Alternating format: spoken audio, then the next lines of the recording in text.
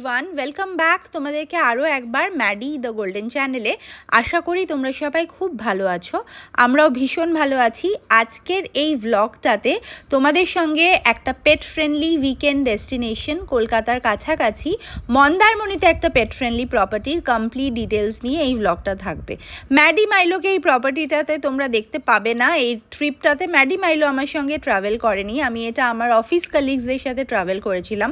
তবে যখন গিয়ে শুনলাম প্রপার্টিটা পেট ফ্রেন্ডলি, তখন ভাবলাম যে এখান থেকে যা যা পসিবল ইনফরমেশন ক্যারি করে নিয়ে যাই, যাতে ভ্লগের মাধ্যমে আমার ভিউয়ার্সদেরকে চ্যানেলে শেয়ার করতে পারি। তাই এই ভ্লগটা একটুও স্কিপ না করে দেখতে থাকো।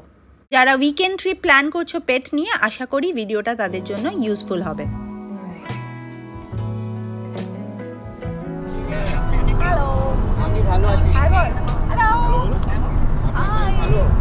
মোটামুটি কলকাতা থেকে মন্দারমণি আশা করি তোমরা সবাই এসেছো, তাই জন্য এবারে আমি আর জার্নিটা ক্যাপচার করিনি। তাও যদি কারুর কোনো কোয়ারি থাকে, আমি ডেসক্রিপশানে আমার পুরনো কিছু ভ্লগের ডিটেলস লিঙ্ক করে দেব।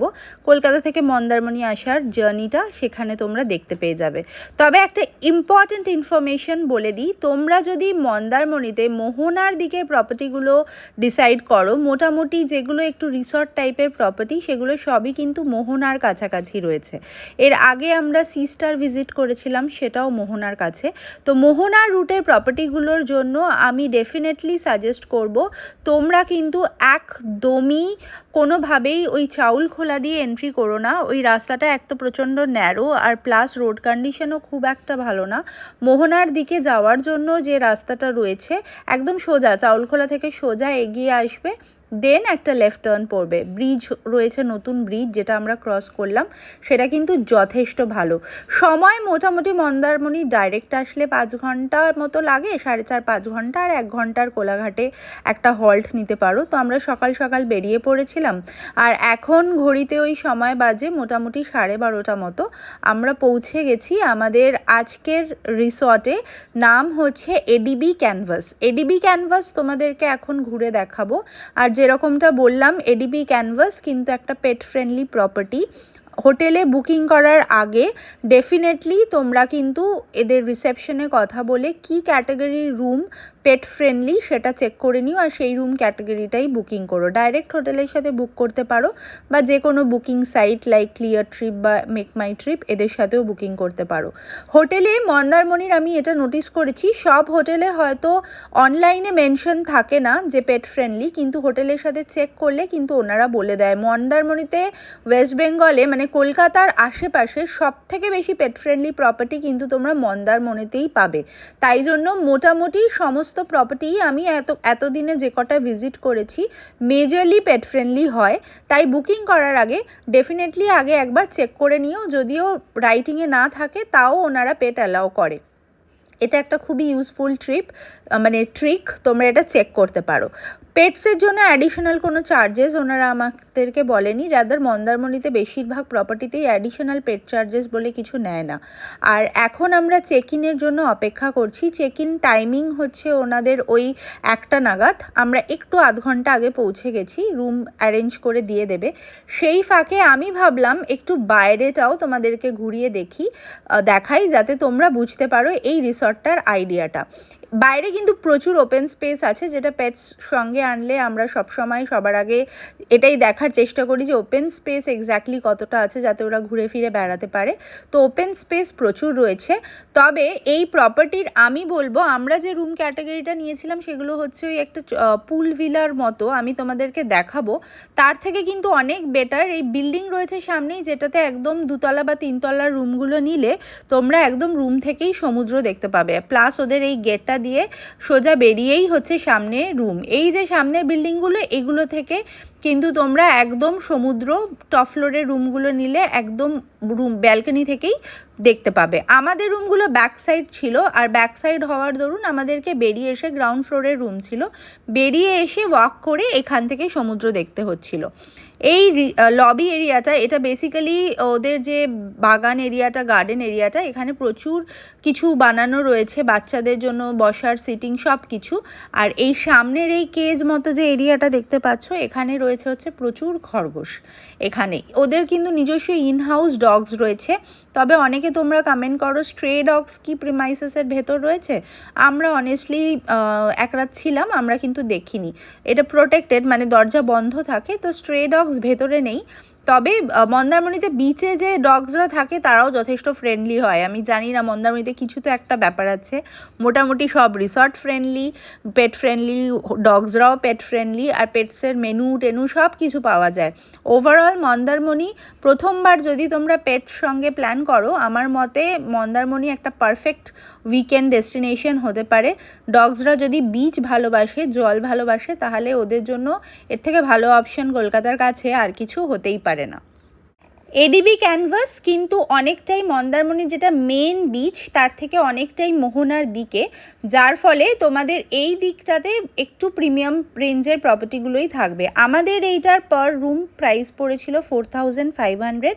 ব্রেকফাস্ট আমাদের প্যাকেজে ইনক্লুডেড ছিল, আর লাঞ্চ আর ডিনার আমরা যেরকম যে যা খেয়েছি সেগুলো অর্ডার করে দিয়েছি। ফুড কোয়ালিটি অসাধারণ, কোনো রকম কমপ্লেন নেই, বেশ ভালো। তবে আমাদের যেটা কমপ্লেন রয়েছে সেটা হচ্ছে মেন যে পুলটা সেটা তো ঠিক আছে, আর কিন্তু আমাদের রুমের সাথে লাগোয়া যে পুলটা ওটা এক তো প্রচণ্ড ছোট আর একদমই পরিষ্কার ছিল না। তাই জন্য আমরা এই পুলটাই মেনলি ব্যবহার করেছি। আর এর সঙ্গে লাগোয়া কিন্তু এই কিছু স্লিপস অ্যান্ড এভরিথিং, এই জলের এই বাদিকটা দেখো, এই ডান দিকে এইগুলো অ্যারেঞ্জ করা রয়েছে, এগুলোও তোমরা ইউজ করতে পারো। এই পুলটা ভালো ছিল। তো কাজেই যদি তোমরা রুম ডিসাইড করছো, আমার মতে ওই পুল ভিলার জন্য ওই রুমটা ডিসাইড না করে এই বিল্ডিংয়ের রুমগুলোকে ডিসাইড করবে। এটা অনেক বেশি ভালো ছিল, ভালো বলে আমার মনে হয়। এর ট্যারিফটা একটু চেক করে নিও হোটেলের সাথে। আর উইকেন্ড হলে, স্যাটারডে সানডে হলে আমি কিন্তু সাজেস্ট করবো মন্দারমণি একটু আগে থেকে বুক করো। মোটামুটি এদের বিজনেসটাই, মন্দারমণির যে কটা প্রপার্টি আমি এর মধ্যে থেকেছি সবই ওদের উইকেন্ডে বেশি বুকিং থাকে, ফ্রাইডে, স্যাটারডে, সানডে এইটাতে লোড বেশি থাকে। প্রাইসও একটু এই জন্য বেশি পড়ে। উইকডেজ হলে কোনো রকম প্রবলেম হয় না, অ্যাভেলেবিলিটিও পাওয়া যায়, আর প্রাইসটাও কম্পারেটিভলি একটু কমে নেগোশিয়েট করা যায়। আমরা যেহেতু ছুটি নেই তাই জন্য স্যাটারডেতেই এসেছিলাম, এক রাতের জন্য আমরা ছিলাম। স্যাটারডে এসে সানডে চলে গেছি। তো এখন ফাইনালি আমাদের রুমটা পরিষ্কার করা হয়ে গেছে। আমাদের দুটো ট্রিপল শেয়ারিং কটেজ নেওয়া হয়েছে, আর সেটা এখন রেডি। এখন আমরা এগোচ্ছি হচ্ছে আমাদের রুমের দিকে। তো যেরকমটা বললাম যে পুল কটেজগুলো কিন্তু সি ফেসিং এক্সপেক্ট করলে হবে না, আর পুলটাও কম্পারেটিভলি খুবই ছোট, অনেকটা জাকুজির মতো, এটাকে ঠিক পুল বলা চলে না। তো এই মেন এন্ট্রান্স মানে রিসেপশন থেকে বেরিয়ে এই যে সামনে সোজা রাস্তাটা, এটা যাচ্ছে হচ্ছে বিচের দিকে।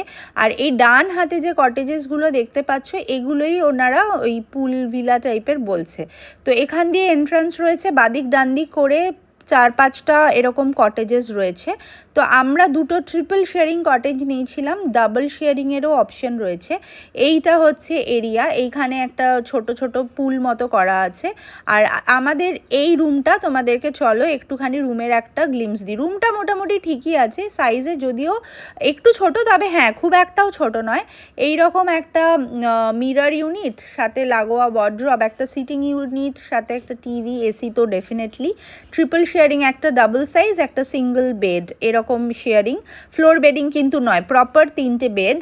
আর এটার সাথে হচ্ছে তোমার অ্যাটাচড ওয়াশরুমটাও মোটামুটি ডিসেন্ট সাইজের যেরকম হয় এই রকম হচ্ছে মোটামুটি একটা রুমের গ্লিমস। 4,500 টাকা অনুযায়ী হয়তো একটু মন্দারমণি বেশি ওভার প্রাইস থাকেই উইকেন্ডে, কিন্তু মোটামুটি রুমের কোয়ালিটি ঠিক আছে।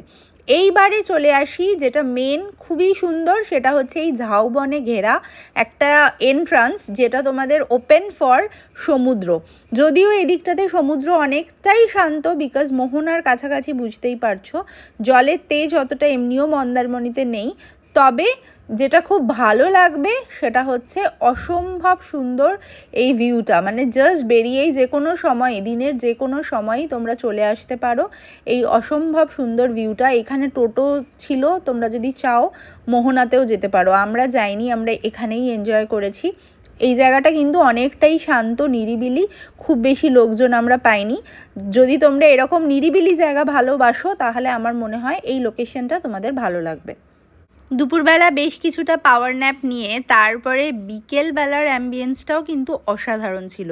পুরো এই গার্ডেন এরিয়াটা খুব সুন্দর করে সাজানো, আর পুরো এই এরিয়াটাও আমি সন্ধেবেলা বেরিয়ে হঠাৎ এটা দেখে ভাবলাম বাহ, এটাও তো একটু ক্যাপচার করতেই হবে। তো তাই জন্য এই রকম একটা বিকেলের একটা লাইভলি ওয়েদারও তোমাদের সাথে ক্যাপচার করে এনেছি। আমি উইন্টারে গেছিলাম, জানুয়ারির একদম শেষের দিকে, তখন বেশ ঠান্ডা ঠান্ডাই ছিল। এখন গরমকাল তো বটেই, মানে অসম্ভবই গরম, কিন্তু বিকেলের দিকটা যে কোনো বিচ সাইড এরিয়াটা কিন্তু বেশ প্লেজেন্ট ওয়েদার থাকে। তাই জন্য তোমরা সামারেও যেতে পারো বা মনসুন সিজনে, বেশ ভালো লাগবে, কথা দিলাম। আমরা এই জায়গাটায় অনেকটা টাইম স্পেন্ড করেছি, আর তারপরে আবার রুমে চলে গেছি। সমস্ত খাবার আমরা রুমেই অর্ডার করে খেয়েছি, অ্যাডিশনাল কোনো রকম রুম সার্ভিস নেয়নি, তবে ফুড কোয়ালিটি কিন্তু বলার মতো বেশ ভালো ছিল। এইখানটায় তোমরা যদি আসো বিকেলবেলাটা অনেকটা টাইম কাটাতে পারো। পরের দিন সকালে চেক আউট করার টাইম 10টা, তাই জন্য আমরা উঠে পড়ে সারাদিনের যা যা প্ল্যানিং আজকে রয়েছে, আমরা কোলাঘাটেও একটা হল্ট নেব, তাই সকাল সকালই একটু ব্রেকফাস্টটা সেরে নিচ্ছি। তারপরে আবার একবার বিচের ধারে একটু ওয়াক করে 10টার ভেতর আমরা বেরিয়ে পড়েছি। হোটেলের সামনের এই অ্যাপ্রোচিং রোডটা নিয়ে একটু বলি, এই 300 মিটার মতো, 200-300 মিটার মতো একটুখানি খারাপ মাটির রাস্তা, বাট ডান দিকে কিন্তু বেরিয়ে কিন্তু ডান দিকে আমরা যাব না, আমরা এগেন যাব মোহনার দিকের যে রাস্তাটা সেটাই, আমরা বাদিক নিয়ে নেব। আর বাদিক নিয়ে নতুন একটা ব্রিজ হয়েছে, কথা দিচ্ছি এই রাস্তাটা আসলে তোমরা আর কোনোভাবেই চাউলখোলার দিকে যাবে না। তো আমরা বাদিক নিয়ে এবার সোজা যাব, আমাদের গন্তব্য ফার্স্ট হবে হচ্ছে কোলাঘাট, আর তারপর সেখান থেকে বাড়ি। এরম ঝাউবনের মাঝখান দিয়ে তোমরা যাবে। এই রোডটা কিন্তু শুধু ভালো নয়, খুব সিনিকও। এই রোডটা দিয়েই আসার চেষ্টা করো। এখন আমরা বেরিয়ে পড়লাম, মোটামুটি 4-5 ঘন্টা লাগবে বাড়ি অবধি পৌঁছাতে। আজকের ব্লগটাকে এখানেই এন্ড করছি। আরও যদি কোনো ইনফরমেশন লাগে আমাকে কমেন্ট বক্সে লিখে জানিও, আমি ডেফিনেটলি রিপ্লাই দেবো। আর খুব শিগগিরই পরের সানডেতে নেক্সট কোনো আরেকটা ব্লগে দেখা হচ্ছে। সবাই খুব ভালো থেকো, টাটা এভরিওয়ান।